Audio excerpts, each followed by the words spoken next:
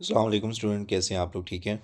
Okay students, तो हम लोग बात कर रहे थे प्रेशर वर्सेस वॉल्यूम और वॉल्यूम वर्सेस टेम्परेचर हम डिस्कस कर रहे थे।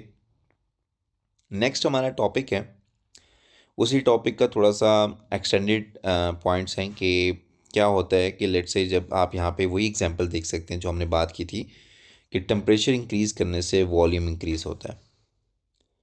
ओके, और यह हमने बात की थी कि प्रेशर का और वॉल्यूम का आपस में इन्वर्स रिलेशन है। So look over here in this example. यहाँ पे वो ये कहना चाह रहा है कि लाइक फॉर एग्जांपल आप ही देख लो कि ये एक कंटेनर है, उसके अंदर मॉलिक्यूल्स की रेंडमली मोशंस हैं। मॉलिक्यूल्स कोलाइड कर रहे हैं with the wall of container, और मॉलिक्यूल एक दूसरे के साथ भी कोलाइड कर रहे हैं। तो यहाँ पे फ्रीक्वेंट कोलिजन है। अब क्या है कि अगर आप लोग लेट्स से आप लोग टेम्परेचर को इंक्रीज़ करते हो, ओके, टेम्परेचर इंक्रीज़ करोगे, पहले मॉलिक्यूल्स की हो सकता है कि काइनेटिक एनर्जी कम थी, लेकिन अब आपने मॉलिक्यूल्स को और टेम्परेचर इंक्रीज़ कर दिया तो इनकी मॉलिक्यूल्स की काइनेटिक एनर्जी और इंक्रीज़ हो जाती है। तो टेम्परेचर का काइनेटिक एनर्जी के साथ molecules of kinetic energy, gaseous molecules की जो काइनेटिक एनर्जी उनके साथ डायरेक्ट रिलेशन है। आप जितना टेम्परेचर इंक्रीज़ करेंगे मॉलिक्यूल्स की काइनेटिक एनर्जी उतनी ज़्यादा इंक्रीज़ होगी। अब काइनेटिक एनर्जी जितनी ज़्यादा इंक्रीज़ होती है, उससे क्या होता है, उससे आपके नंबर ऑफ कोलिजन, मॉलिक्यूल्स एक दूसरे के साथ कोलाइड करेंगे या मॉलिक्यूल्स वॉल ऑफ कंटेनर के साथ कोलाइड करेंगे, इसको कहते हैं कोलिजन, फ्रीक्वेंट कोलिजन या कोलिजन फ्रीक्वेंसी, वो भी इंक्रीज़ होती है। अब अगर आप इस डायग्राम को देखें तो इसका रिलेशन बेसिकली प्रेशर के एस्पेक्ट से है। तो यहाँ पे आप देख रहे हो कि यहाँ पे कितना वॉल्यूम है, इतना वॉल्यूम है, और यहाँ पे वॉल्यूम कम हो चुका है। उतने ही मॉलिक्यूल्स मॉलिक्यूल्स आर सेम, बस वॉल्यूम कम हुआ है। अब जैसे ही आपने ऊपर से प्रेस किया होगा इसको नीचे, प्रेशर अप्लाई किया होगा, तो वॉल्यूम कम हो गया होगा। तो ये सिंपल सा एक रिलेशन है। प्रेशर अप्लाई करोगे तो गैस का वॉल्यूम कम हो जाएगा। अगर आप वॉल्यूम के एस्पेक्ट से देख बातें करोगे तो लेट से आपके पास वॉल्यूम कम है तो इसके अंदर प्रेशर ज़्यादा है, क्योंकि गैस के मॉलिक्यूल एक दूसरे को कोलाइड कर रहे हैं, और यहाँ पे वॉल्यूम ज़्यादा है। तो जिसकी वजह से क्या होगा कि मॉलिक्यूल्स के पास काफ़ी स्पेसेस हैं, तो इस वजह से आपकी कोलेन जो है ना, कोलेन का जो रेट है वो कम है। ओके, तो जिसकी वजह से इतना प्रेशर नहीं बढ़ रहा। सो ये रिलेशंस आपके माइंड में होने चाहिए कि प्रेशर का वॉल्यूम के साथ, वॉल्यूम का टेम्परेचर के साथ, और टेम्परेचर का काइनेटिक एनर्जी के साथ क्या रिलेशन है। नेक्स्ट एक पॉइंट है, डिफ्यूजन क्या चीज़ होती है। देखें, डिफ्यूजन बड़ी सिंपल सी एग्जांपल है। अगर आप एक पर्सन है, वो परफ्यूम लगा के फ़ौरन से एक रूम से दूसरे रूम में एंट्री लेते हैं, तो जैसे ही वो एंट्री लेंगे तो फ़ौरन से वो जो परफ्यूम है वो बेसिकली ऑब्वियसली गैस के मॉलिक्यूल्स होते हैं, वो फ़ौरन से इवेपोरेट होते हैं और वो पूरे उस रूम के अंदर स्प्रेड हो जाते हैं। सो इस फिनोमिने को डिफ्यूजन कहते हैं कि आपके जो गैस के मॉलिक्यूल्स हैं वो हाई कॉन्सेंट्रेशन से चीज़ें लो कॉन्सेंट्रेशन की तरफ जाएं। ओके, लो कॉन्सेंट्रेशन की तरफ जाएं, इस प्रोसेस को डिफ्यूजन कहते हैं। So particles move from an area from high concentration to low concentration, this is called diffusion. तो डिफ्यूजन जो होती है वो बेसिकली उसके लिए कोई एनर्जी नहीं चाहिए होती, ठीक है, वो diffusion happen on its own energy, no energy required. So diffusion किन किन स्टेट्स के अंदर हो सकती है? Diffusion happen in liquid and gas. Okay, उनके अंदर हो सकती है due to random motion of the particles. मैंने आपको शुरू में बताया था, सॉलिड के अंदर जो मॉलिक्यूल्स हैं वो मूव नहीं कर सकते। अब जो मॉलिक्यूल्स मूव नहीं कर सकते तो वो एक एरिया से दूसरे एरिया की तरफ जा ही नहीं सकेंगे।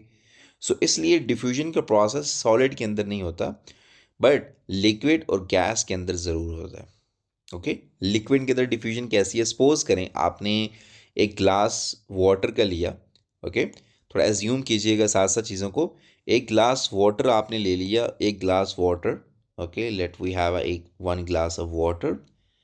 ओके, अब उसमें आपने क्या करना है, उसमें आपने कोई इंक, लाइक ब्लू इंक, उसके कुछ ड्रॉप्स डालने हैं आपने। अब आप देखेंगे कि इंक जो है ना वो पहले यहाँ पे उसकी कॉन्सेंट्रेशन काफ़ी ज़्यादा होगी। थोड़ी देर के लिए आप छोड़ देंगे, वो इंक आहिस्ता आहिस्ता यहाँ पे भी, यहाँ पे पूरे वाटर को वो ब्लू कर देगी। Okay, if your ink is blue या ब्लैक, जो भी आपकी इंक है, सो वो क्या करेगी, वो पूरी स्प्रेड हो जाएगी। तो इसी तरह इसी तरह आपके पास अगर आप गैस की बात करते हैं तो आपको पता है कि अगर आपने सपोज़ करें आपने किसी चीज़ का स्प्रे किया है किसी एक रूम में, आपने एक जगह पे वो किया तो वो पूरे रूम में स्प्रेड हो जाती है। Okay, this is called diffusion. अब आपको पता है कि जिस स्टेट के अंदर मॉलिक्यूल्स की स्पीड ज़्यादा होगी वो डिफ्यूजन उतनी ही ज़्यादा होगी। ओके, अब गैस के मॉलिक्यूल्स रेंडमली मूव करते हैं, they are very fast, they have more kinetic energy as compare to in liquid state. Okay, molecules of the in liquid state. So इसीलिए गैस के अंदर जो डिफ्यूजन होती है वो ग्रेटर होती है एज कम्पेयर टू लिक्विड, ये फास्टर होती है एज कम्पेयर टू लिक्विड।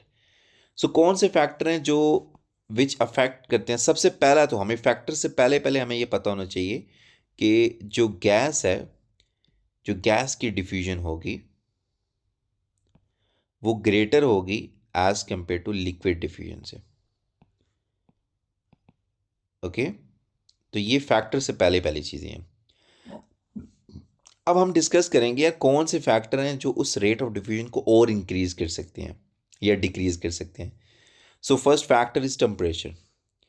अब आपको पता है कि टेम्परेचर का रिलेशन काइनेटिक एनर्जी के साथ डायरेक्ट है। हम टेम्परेचर इंक्रीज करेंगे तो काइनेटिक एनर्जी इंक्रीज। अब आपको पता है गैस के मॉलिक्यूल की स्पीड तो पहले से ज़्यादा थी। अगर आपने गैस इनमें टेम्परेचर आपने इंक्रीज कर दिया तो गैस के मॉलिक्यूल की और स्पीड इंक्रीज होगी, तो डिफ्यूजन का रेट गैस के अंदर और ज़्यादा हो जाएगा। सो लिक्विड के अंदर अगेन आप टेम्परेचर इंक्रीज करते हो तो लिक्विड के अंदर भी डिफ्यूजन तेज़ हो जाएगी। ओके, ग्रेटर हो जाएगी। सो इसका मतलब है टेम्परेचर रेट ऑफ डिफ्यूजन को के साथ डायरेक्ट रिलेशन है। So look over here, temperature and rate of diffusion both are direct to each other, direct relation के साथ है। नेक्स्ट आपके पास मॉलिक्यूलर मैस। ये मॉलिक्यूलर मैस क्या चीज़ होती है ये हम लोग आगे पढ़ेंगे। ये बेसिकली आपके कोई भी गैस है उसका मैस होता है। ओके, लेट्स से अगर मैं बात करता हूँ ऑक्सीजन O2 एक गैस है, नाइट्रोजन N2 एक गैस है, हाइड्रोजन H2 एक गैस है। ऑक्सीजन का जो मैस होता है ना, इट्स 32 ग्राम्स। ओके, ग्राम पर मोल। अभी आप लोगों ने स्टूडेंट्स आज से परेशान हुई ना व्हाट इज़ ग्राम पर मोल, तो मैं आपको बताऊंगा, बट अभी फ़िलहाल के लिए आप ना न्यूमेरिकल वैल्यूज़ को माइंड में रखो कि ऑक्सीजन का इतना मास होता है 32 ग्राम्स, नाइट्रोजन 28 ग्राम्स पर मोल। ओके, एंड हाइड्रोजन इज़ 2 ग्राम।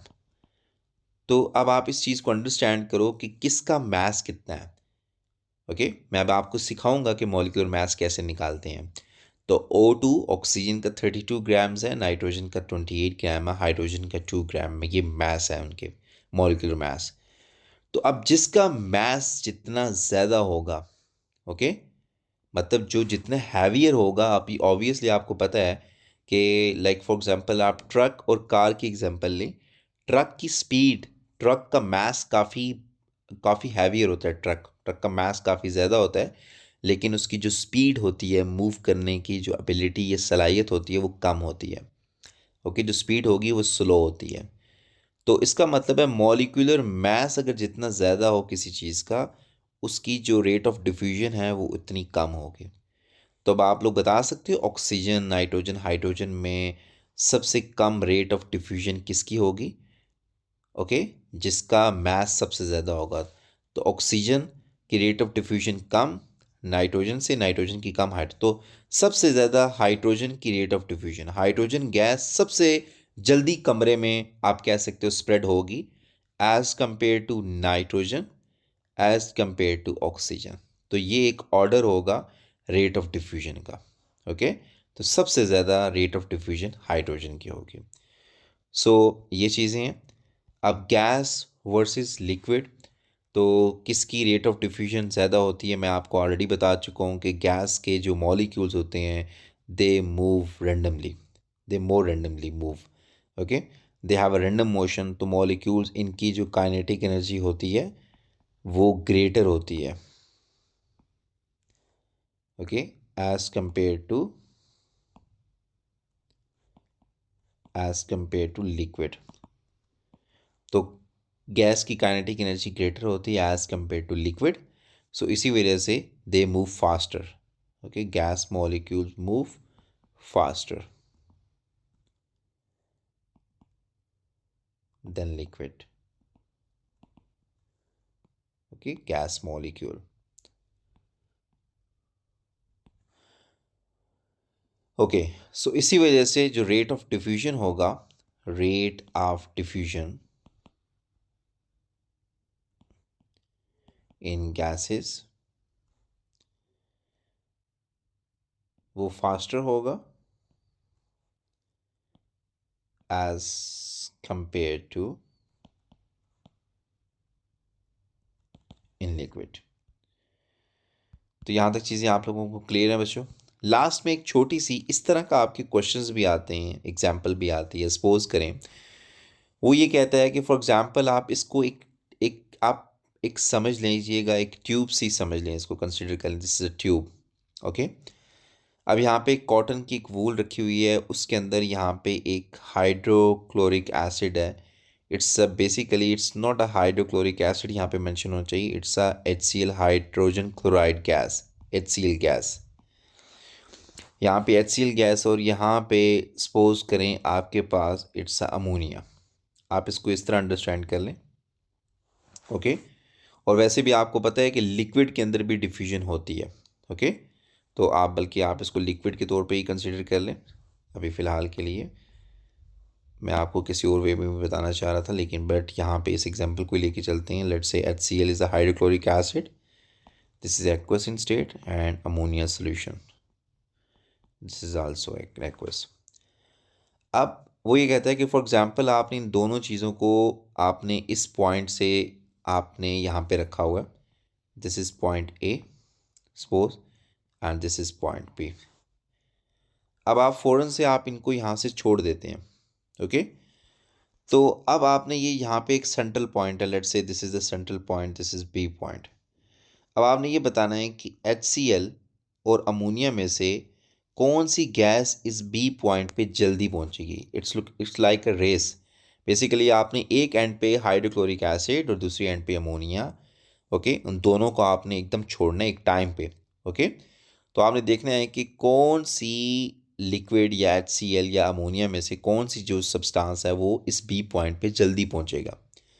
अब होता ये है कि अब आपको ये कैसे पता चलेगा कौन किसका रेट ऑफ किसकी स्पीड ज़्यादा है। तो मैंने आपको बताया ना, it's a rate of diffusion. Depend किसके ऊपर रेट ऑफ डिफ्यूजन डिपेंड करता है, रेट डिपेंड करता है MR के ऊपर, मॉलिक्यूलर मास के ऊपर, जो मैंने आपको मॉलिक्यूलर मास बताया था। तो सबसे पहले HCl का MR निकालना होगा हमें। HCl का MR होता है इट्स अ 36.5।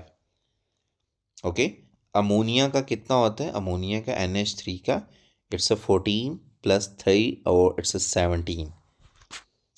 तो अब जिसका MR कम होगा, अमोनिया का कम है, ठीक है, तो अमोनिया का MR कम है तो इसका रेट फास्टर होगा, मतलब इसकी स्पीड ज़्यादा होगी।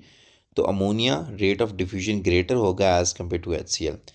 तो अमोनिया क्या करेगी, इस पॉइंट B तक जल्दी पहुंच जाएगी। ओके, तो अभी ये अमोनिया B तक पहुंच जाएगी, लेकिन ये HCl यहाँ पे होगी अभी फ़िलहाल के लिए। तो अमोनिया फिर और आगे चली जाएगी। तो ये दोनों जहाँ पे किसी एक पॉइंट पे यहाँ पे जाकर कोलाइड करेंगे, टकराएंगे। तो जब ये दोनों एक दूसरे के साथ कोलाइड करते हैं ना, तो यहाँ पे क्या होगा कि यहाँ पे इनके दरमियान एक रिएक्शन होगा। लुक ओवर हियर, अमोनिया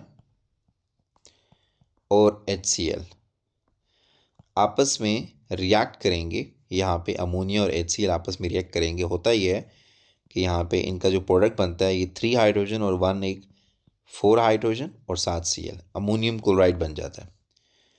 तो आपका ये देखो इस पॉइंट पे जाके, अब आप इसी को यहाँ पे नीचे ज्यूम करो, तो HCl और वो दोनों यहाँ पे इस पॉइंट पे आके यहाँ पे आपके पास अमोनियम क्लोराइड प्रोडक्ट बना। ओके, तो आपसे वो क्वेश्चन में जब भी पूछेगी ना एग्जामिनर, वो क्वेश्चन में ये पूछ रहा होगा कि बताएं कि आपके पास जो प्रोडक्ट बनेगा वो, लेट्स से यहाँ पे वो पॉइंट A, इस साइड को पॉइंट A कहते हैं, इसको पॉइंट B कहते हैं। वो कहते हैं कि किस तरफ बनेगा, और यहाँ पे सेंट्रल में कोई पॉइंट C होगा। वो आपसे पूछ रहा होगा एट पॉइंट C पे बनेगा या नियर टू A बनेगा, नियर टू B बनेगा, कहाँ पे बनेगा। तो आपको आइडिया होना चाहिए कि इन दो लिक्विड्स या दो गैसेस, जो भी गैसेस होंगी, like it's a hydrochloric acid और अमोनियम सोल्यूशन था, इन दोनों को जब आपने छोड़ा तो इन दोनों ने एक पॉइंट पे जाके इन्होंने आपस में रिएक्ट करना है, और क्योंकि अमोनिया की स्पीड फास्टर थी इस वजह से वो बी पॉइंट को भी क्रॉस करके ए के पास चली गई। सो आपके पास अमोनियम क्लोराइड इस पॉइंट पे बन जाएगा। तो इवन के समटाइम वो एग्जाम इस तरह की डायग्राम बना के आपसे पूछ रहा होता है कि बताएं, आप लेबल करें या मेंशन करें कहाँ पे, तो आप वहाँ पे मेंशन कर रहे होते हो कि ये पॉइंट है, या वो उसने पॉइंट दिए होते हैं कि it's a D point, it's a C B A, तो आप बता रहे होते हो product at D point. So this is all about the first topic that is the states of matter. इंशाल्लाह हम लोग इंशाल्लाह नेक्स्ट क्लास के अंदर हम लोग अब इसके टॉपिकल्स क्वेश्चन को डिस्कस करेंगे बच्चों। तो तब तक के लिए अल्लाह हाफिज़, अपना ख्याल रखिएगा और हम लोग नेक्स्ट क्लास में मिलेंगे।